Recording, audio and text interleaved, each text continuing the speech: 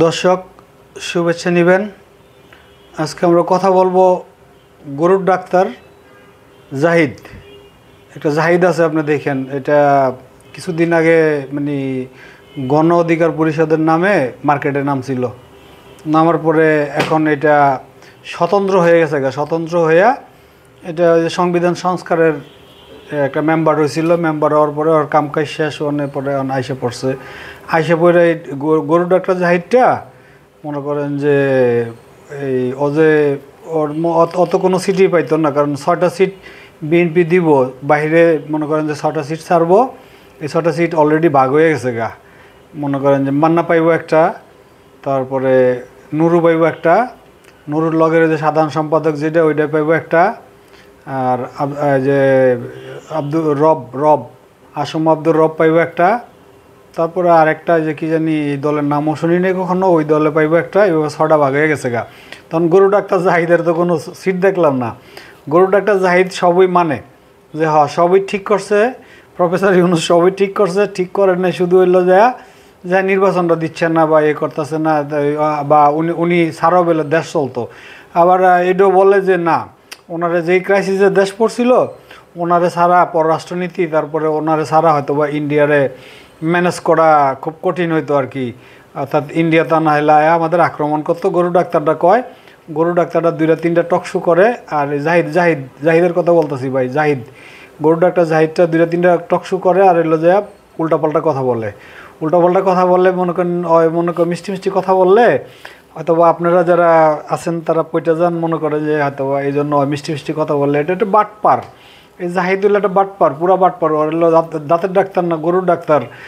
গরুর ইঞ্জেকশন দেয় সারাদিন বইটা, ওই যে প্রেস ক্লাবের এন্দা ঝুলিলে পয়রা থেকে মনে করেন যে ঘোরাঘাড়ি করে। কেউ ডাক দিলে একটু ভাই জাহিদ ভাই একটু আসেন না, একটু সভা সেমিনার একটু আসেন না, কী করো, বেকার লোক যায় হয়তো বা একটু কথাবার্তি বলে। উনি গরু ডাক্তারটা কইতেছে যে ডক্টর ইউনুস সারা বেলে দেশ চলতো। বেটা যদি কালকেও ছাইরা দেয় দেখ না, কালকে হয়তো বা যদি বলে যে না এই যে আপনাদের ক্ষমতা আপনার নেন, আমি গেলাম, তাহলে চালায় দেখ কেমন লাগে। সেই জন্য এই 2026 সনে যখন মনে করেন উঠে যাবে মধ্যমায়ের দেশ হয়ে যাবে বাংলাদেশ, যখন আপনার তুলে দিবে, অর্থাৎ এরা যে আমাদের সাবসিডি দেয়, সাবসিডি তুলে দিলে 2026 সনে দেশ চালা দেখুক না কেমন লাগে। অর্থাৎ আপনারা যে যখন প্যারাসিটামল খান, বিভিন্ন ওষুধ খান, এই ওষুধে তো এই কপিরাইটওয়ালাদের কোনো টাকা টোকা দেওয়া লাগে না। 26 সনে যায় কপিরাইটওয়ালাকে টাকা দিতেও, এক প্যারাসিটামল তখন 58 একটা দেখালান, তখন 10 টাকা পাইতেন না। 26 সনে যদি হয়তো বা এরা যদি বন্ধ করে দেয়, সাবসিডি বন্ধ করে দেয়, আর যদি ওই কপিরাইট অনুসারে যদি টাকা দিতে বলে বাংলাদেশে, তাহলে আর ওষুধ খাওয়া লাগতো না।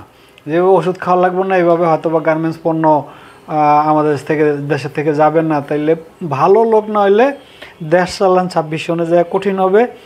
এখন এই জাহিদটা গরুর ডাক্তার জাহিদটা বলতেছে যে ছাইড়ে দিলে বিকল্প আছে। হ্যাঁ, ছাইড়ে দিলে বিকল্প আছে, বুঝতেছি, ছাড়বো, কালকে ছাইড়ে দিব, হয়তো বা কালকে আশায় থাকেন, কালকে ছাইড়ে দিব।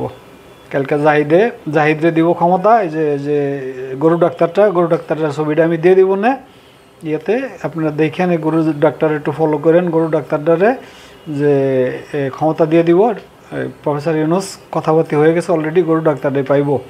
গরু ডাক্তারটা করতে আইলো বা এই পোলাপাইন, কালকার পোলাপাইন এসে আজকে এই বড় বড় কথা বলে, কত বড় বড় কথা বলে টকশোতে, বড় বড় যেটি হয়তো বা আমাদের এই বাচ্চা পোলাপাইন, এগুলো আমাদের পোলাপাইনের সমানও না। ওরা এসে যে সমস্ত কথা বলে টকশোতে, তাই না?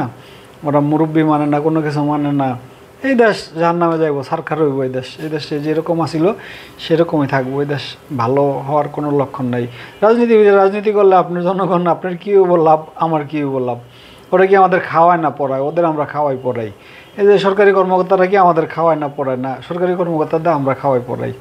এই ডাক্তার জাহিদটার একটু, দাঁতের ডাক্তারটা একটু দেখেন ভাই, দেখে একটু ফলো করে রাখেন।